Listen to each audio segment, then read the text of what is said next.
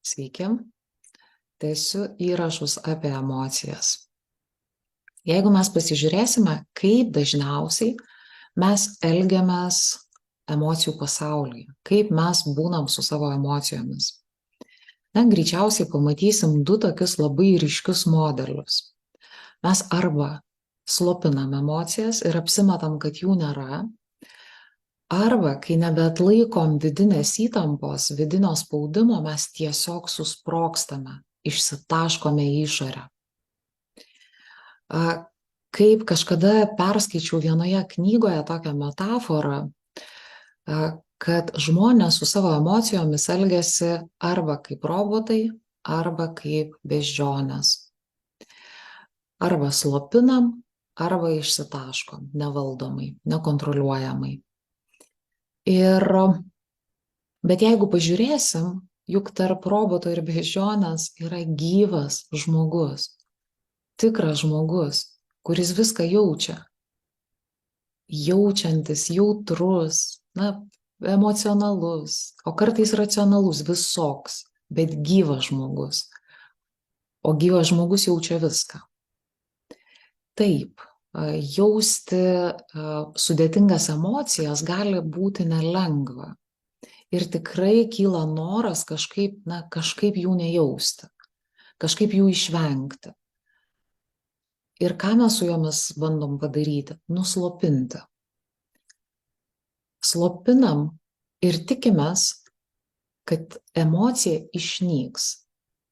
Ypatingai jeigu tikim idėją, kažkada mums papasakota, kad yra kažkokios blogos emocijos, kurių neturėtų jausti geri žmonės.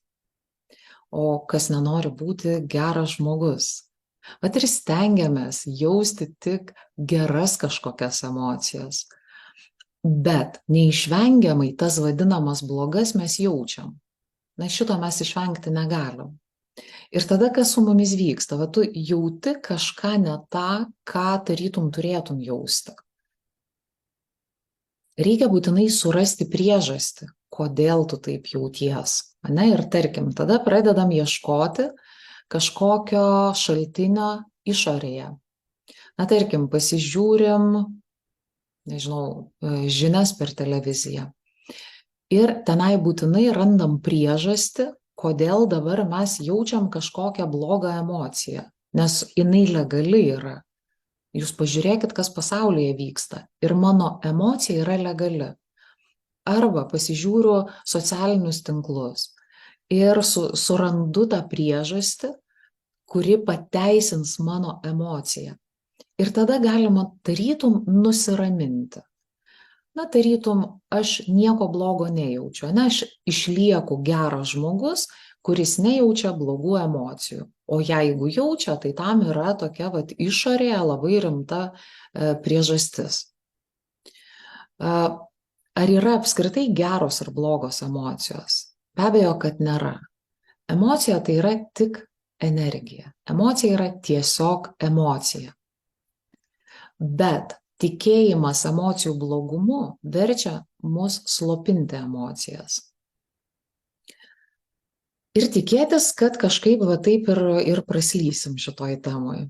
Bet nuslopintos emocijos, jos niekur nedingsta, jos vis tiek turi surasti išėjimą. O išėjimas ne visada mums labai patiks. Tarkim, staiga nekontroliuojamai pratrūkstam. Tokie agresijos pliūpsniai. Arba dingsta motyvacija.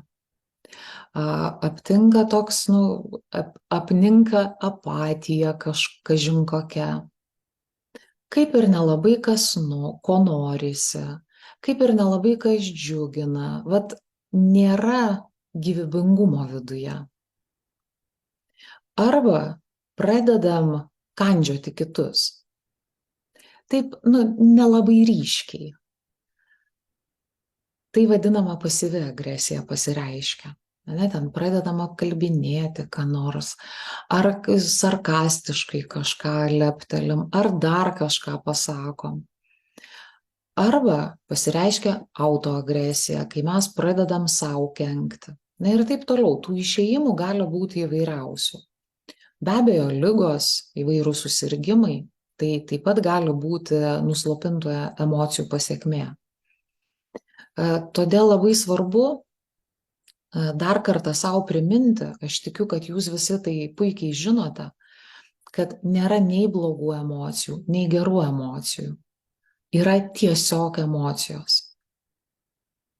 Ir emocijos tai yra energija. Ką mes su ta energija padarysim, tai jau yra mūsų pasirinkimas. Mes galim tą energiją nukreipti į griovimą, o galim į kažko kūrimą. Ir tai yra mūsų atsakomybė. Todėl tiesiog verta mokytis, būti su emocijomis, susitikti su jomis ir mokytis jas išgyventi. Na, o kaip, kuo naudingos emocijos ir taip toliau, tai dalinsiuos toliau savo įrašuose. Linkiu Jums gražios dienos.